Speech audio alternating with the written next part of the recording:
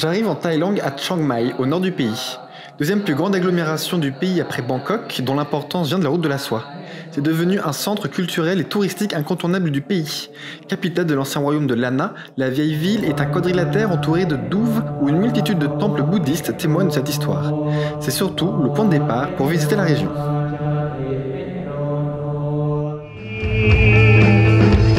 มีไหมมีใครสักคนคนไหนที่ใจดีดีเป็นเพื่อนไปแอลกับพี่อย่าให้พี่น้ำตายคนจริงไปขาวๆคงจะไม่ใจร้ายเขา Tour pour la journée, pour une journée complète pour voir des éléphants et des femmes girafes. Résultat, je suis tout seul parce qu'il y a eu brouillard, donc beaucoup d'agences sont annulées, voire toutes. Heureusement, de moins en moins de monde monte les éléphants. Maintenant, pour les voir, il faut aller dans des sanctuaires ou des réserves où ils sont bien traités. Par contre, ils sont un peu trop bien traités. Moi, par exemple, j'étais tout seul, donc j'ai tout fait, je les ai nourris, je les ai lavés. Mais au moment de faire le bain de boue, qui leur sert à se protéger du soleil comme je l'ai filmé lors de mon voyage au Laos, ici, elle était incapable de le faire toute seule. Elle attendait que quelqu'un le fasse pour elle, ce que je n'ai pas fait. Parce que c'était de la boue, et que j'étais occupé à discuter avec la guide de politique. En tout cas, direction la rivière maintenant où je vais pouvoir la laver.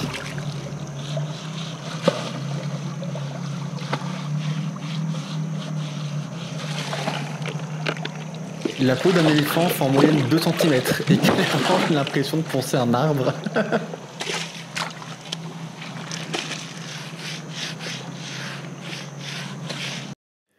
Outre ce sanctuaire d'éléphants, je visite également un village de réfugiés Karen chassés de Birmanie, où les femmes girafes vivent recluses. Toujours seul, je n'ai pas osé filmer. Sukhothai, qui est un des plus beaux sites archéologiques de Thaïlande. La cité a été classée d'ailleurs au patrimoine mondial de l'UNESCO. Et je pense que c'est bien mérité. La ville a été fondée au XIIIe siècle, si je ne me trompe pas, et ça a régné pendant assez longtemps, jusqu'en 1300 et quelques. Oui, donc non, c'est déjà un petit peu quand même.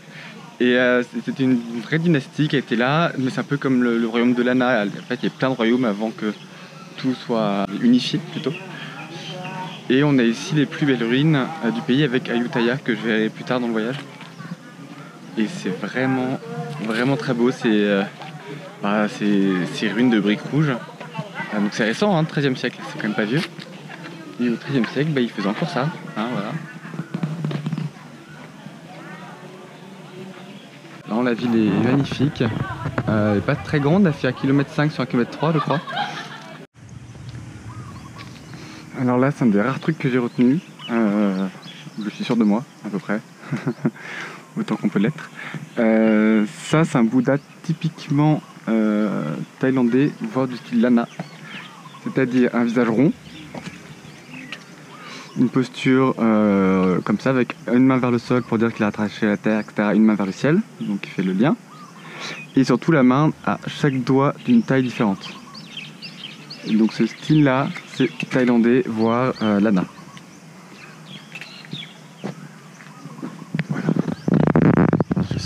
Que ça vous passionne ce que je raconte. Le Watrikom, je crois. Je sais pas comment on dit. Et en fait, la légende veut que le roi passait par là. Non, ça c'est bouché. Passait par là, dans les murs, allait jusque là-haut, la petite ouverture. Et pendant la guerre contre les Birmans, il faisait des sermons d'ici. Et du coup, ces soldats qui étaient là, qui du coup ne voyaient pas l'ouverture, pensaient que c'est Bouddha qui leur qui les encourageait à faire la guerre aux Birmans. Donc manipulation des foules par la religion, hein, c'est un classique, j'ai envie de dire. Pourquoi s'en priver? De loin, voilà, en fait on ne le voit pas. Il faut vraiment être devant pour le voir. Et plus on s'éloigne, moins on le voit. Ah, et le Bouddha à l'intérieur, là-bas, fait 14 mètres de haut. Petit Bouddha, hein, qui a les ongles dorés. Je sais pas si vous avez vu. Mais voilà. Et j'ai fini la ville. Du coup...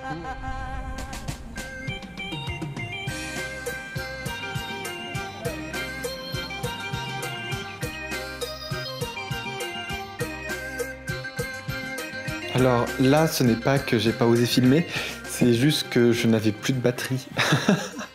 mais la ville est vraiment très impressionnante, même si ça reste moins bien que Sukhothai.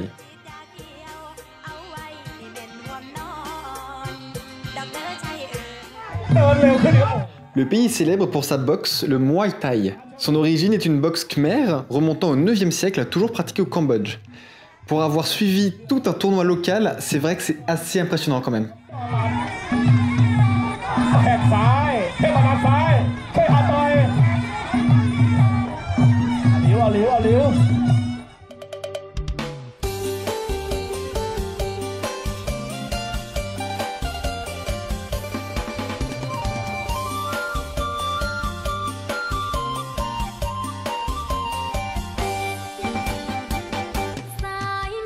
Cette capitale de province est mondialement connue pour ses singes.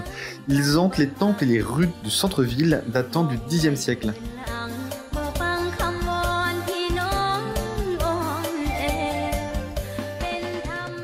Je ne me suis pas approché des gros, qui étaient vraiment flippants, uniquement des petits trop mignons, dont plusieurs finirent sur mes épaules à essayer de voler tout ce qu'ils pouvaient, nourriture que je n'avais pas, heureusement, et ma GoPro.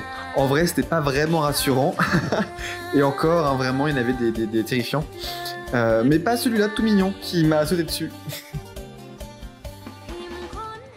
Voilà, ça y est, le kit de la Thaïlande, le kit de la Thaïlande, tout à l'heure au centre là, pour Bangkok.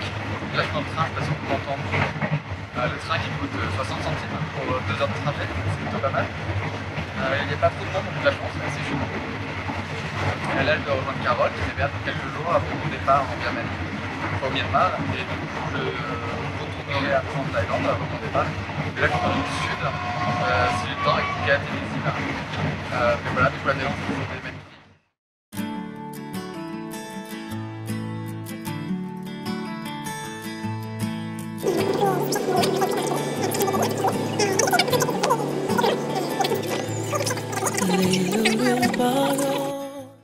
Koh Phanny, que j'ai si bien cadré dans le coin là, est un village de pêcheurs sur pilotis dans la baie de Phang Nga d'environ 2000 habitants.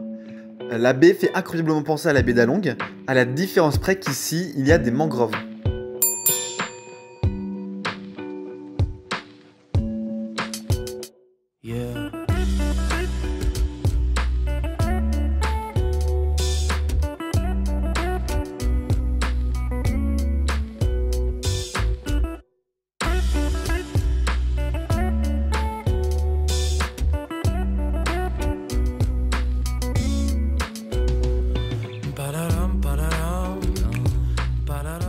Voilà, donc donc je suis à Koh-Lanta. Bon bah c'est une île hein, clairement, qui est pas du tout comme à la télé. En fait la télé Koh-Lanta c'est un archipel qui est plus au sud, enfin au sud-ouest de l'île de Koh-Lanta. Enfin on dit pas l'île de Koh-Lanta, l'île de Koh-Lanta ou Koh-Lanta. Ah là là.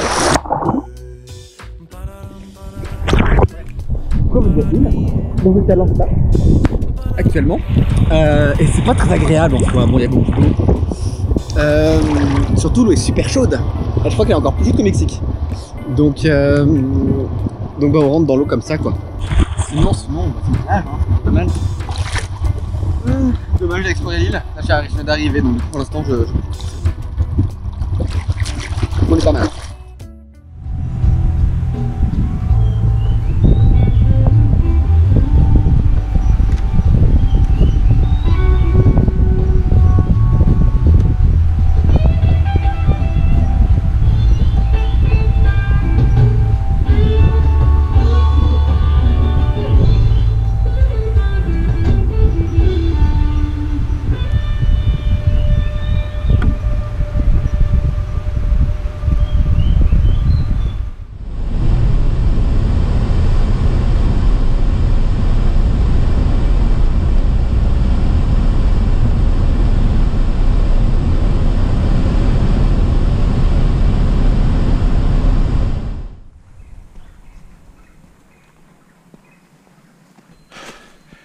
Donc du coup, là je suis en rando pour pour atteindre le sommet de la montagne au centre de l'île de Phanang. Et je suis un peu perdu. Enfin perdu non, parce que on voit bien qu'il y a un chemin là et là. Non? Si, on voit. Il fait très chaud. L'humidité dans l'air est très forte. Surtout depuis ce matin, il y a des gros nuages. Donc je pense qu'il va pleuvoir dans la journée. J'ai vu des araignées grosses comme ma main. Et je suis pas sûr de où je vais débarquer. Ah si, il y a une flèche là. Il y a une flèche. On est bon. Kaora. Je le prononce sûrement très très mal d'ailleurs. C'est le nom du mont. Les bruits qu'on entend là, je les ai vus dans les arbres. J'ai filmé comme ça s'il m'attaque. Ça fera un super souvenir. Ouais. Bon, je suppose que si le chemin tracé passe par là, c'est pas dangereux. Hein. J'ai pas l'air hyper content.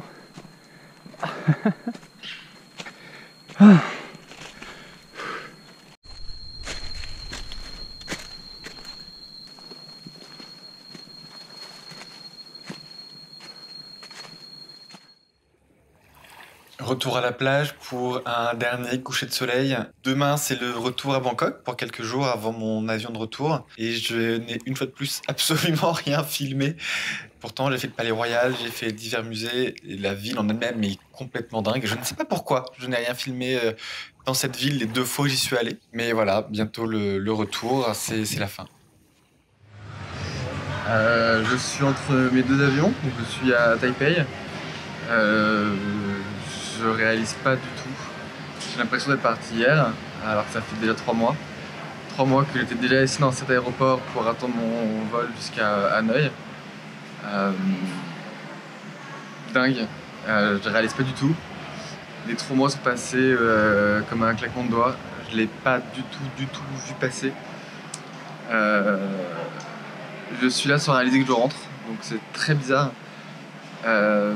Je pense que le retour va être un peu dur, dans le sens où je vais me retrouver soudain chez moi, dans mon appart, dans ma ville, avec que des gens qui parlent français autour de moi.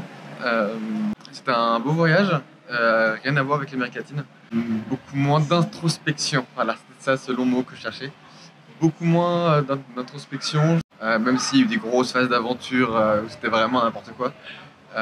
J'ai beaucoup voyagé avec des gens, des fois que 2 jours et des fois jusqu'à 3 semaines. Donc, ce que j'avais pas fait en Amérique latine, j'avais rencontré des gens que j'avais suivis un peu, mais pas tant que ça. J'avais même pas fait plus de. Putain, j'ai quasiment rien fait, je crois. Les gens, je les rencontrais, je restais que 2-3 jours, même pas.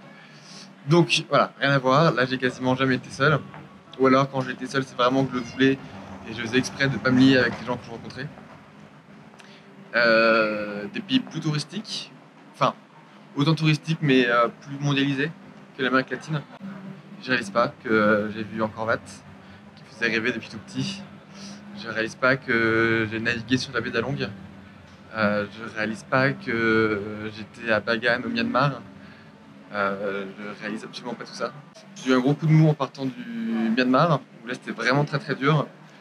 Mais du coup j'ai passé une semaine entière en Thaïlande, où là j'ai commencé à me calmer, je me suis mis tout en mode vacances, où j'ai pas fait grand chose. Donc bref, dans super aventure, j'ai adoré. La prochaine fois, l'Afrique, hein, parce que là maintenant, là, je vais pouvoir y aller, hein, c'est bon, Namibie, j'arrive. Prépare-toi,